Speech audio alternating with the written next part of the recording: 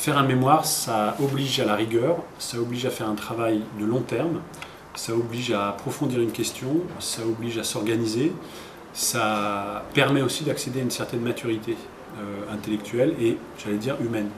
C'est-à-dire que, voilà, ce que je dis toujours aux étudiants en début de Master 1, c'est que ça permet de passer du statut d'étudiant, du statut scolaire, où on rend des copies anonymes, qu'on n'assume pas véritablement, à un autre statut, qui est un statut de producteur de savoir, qui est finalement le statut que vous aurez tous en entreprise. Et voilà, ça passe par cette obligation-là, c'est-à-dire de mettre son nom sur la couverture d'un mémoire, qu'on assume, qu'on soutient, qu'on défend, dont on est responsable et comptable. Et ça, je crois que tous les étudiants de Master 1 de Culture et Métiers du Web savent que, je pense que quand ils font le bilan de leurs 2 ans, le mémoire, c'est vraiment pas quelque chose d'accessoire, c'est vraiment quelque chose d'essentiel dans le parcours. Pour mener à bien un mémoire, il faut d'abord être curieux, je pense, curieux de son sujet.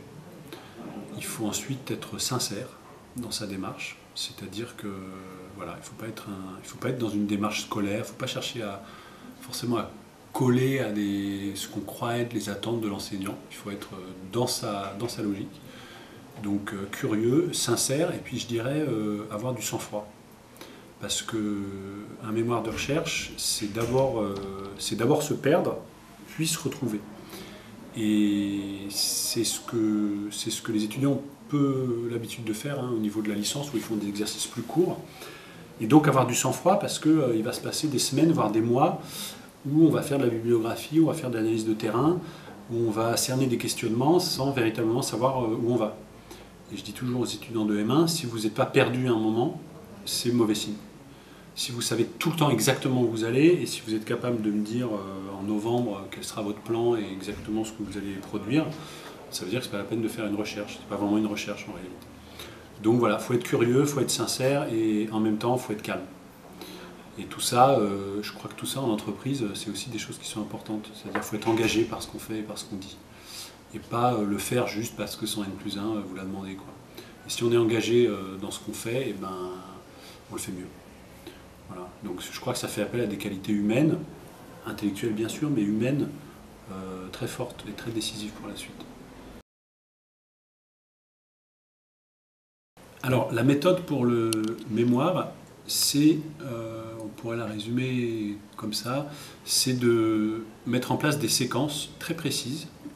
Et à la fin de chacune de ces séquences, il y a un rendu. Donc en gros, dans l'ordre, d'abord pendant 3-4 semaines, on travaille sur les sujets. Donc je demande aux étudiants d'élaborer un sujet de recherche, un sujet personnel. Ensuite, on travaille sur les outils de recherche bibliographique. Ensuite, on travaille sur la mise en forme de la bibliographie. Ensuite, on travaille sur la lecture, les fiches de lecture, et on demande des rendus de fiches de lecture. Ensuite, on travaille sur les terrains sur lesquels les étudiants doivent se pencher. Ensuite, on travaille sur le plan, et je demande aux étudiants de me rendre un plan détaillé. Ensuite, on travaille sur l'introduction et les techniques rhétoriques, dissertatives, démonstratives véritablement, et les étudiants me rendent une introduction rédigée. Tout ça nous amène au mois de mars, et ensuite entre le mois de mars et le mois de mai, les étudiants sont chez eux et rédigent le mémoire. Mais en réalité, donc, vous voyez, toutes ces phases-là, il y a à peu près 6 séquences, font que quand les étudiants arrivent au mois de mars, ils ont tous les outils, tous les ingrédients, j'allais dire, pour faire un mémoire. Ils ont un sujet qui est bien cerné, ils ont une bibliographie qui est gérée, ils ont des fiches de lecture, ils ont des fiches d'analyse de terrain, ils ont un plan détaillé qui a été validé, et ils ont une introduction qui est rédigée. Et donc, il n'y a plus qu'à passer à la phase de rédaction. Et cette phase de rédaction, en réalité, c'est ça qu'il faudrait peut-être dire, c'est ça qui est le plus important, c'est pas la phase la plus décisive, la plus délicate. Ce qu'il faut, c'est avoir mis en place les ingrédients préalablement.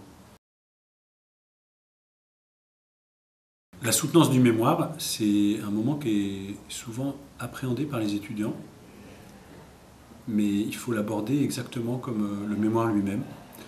Donc c'est ce que je dis, c'est avec sincérité. C'est pas c'est pas une démonstration face à des clients, il ne s'agit pas de vendre un produit, il s'agit de défendre et d'assumer son travail, dans la vérité de son travail, dans ses difficultés aussi. Donc c'est un dialogue avec des enseignants. En réalité, l'expérience prouve que les étudiants sont très stressés à l'avance par la soutenance, mais en même temps ils sont très contents quand c'est fait. Alors ces mémoires, d'abord je pense qu'ils ont une suite dans la vie de chacun des étudiants. Alors ils ne vont pas forcément le relier et puis l'offrir à toute leur famille et tout ça, mais c'est souvent quelque chose d'important dans leur parcours, voilà, auquel ils aiment bien se référer. Moi j'ai fait l'expérience plusieurs fois et dans d'autres matières. On demande à un étudiant 10 ans après son cursus sur quoi il travaillait en master, souvent il s'en souvient. C'est souvent les rares éléments d'ailleurs dont il se souvient vraiment. Donc ça, voilà. Mais par exemple, cette année, on a eu le plaisir d'être invité à l'émission Place de la Toile sur France Culture, qui est quand même un peu l'émission référence de Radio France sur le web. Et 3 étudiants, je crois, du Master 1 Culture et Métiers du Web ont été invités dans cette émission qui dure 1 heure, un samedi après-midi, pour venir finalement faire part de leurs recherches et des conclusions auxquelles ils étaient arrivés. Donc ce qui prouve quand même, ce qui tend à prouver que les mémoires culture et métiers du web sont quand même d'un certain niveau et sont assez robustes, sont assez solides, sont assez pertinents pour pouvoir faire l'objet d'une valorisation médiatique, y compris sur une chaîne comme France Culture.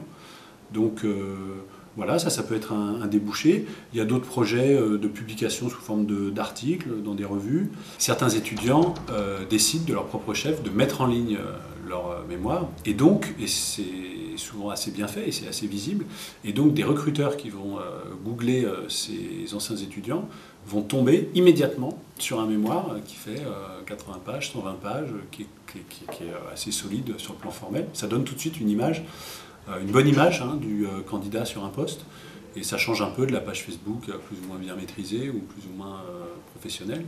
Donc voilà, ne serait-ce que dans une perspective de professionnalisation, le mémoire peut être valorisé et peut être utilisé comme un outil au service d'un recrutement d'un certain niveau pour les anciens étudiants du Master Culture et Métiers du Web.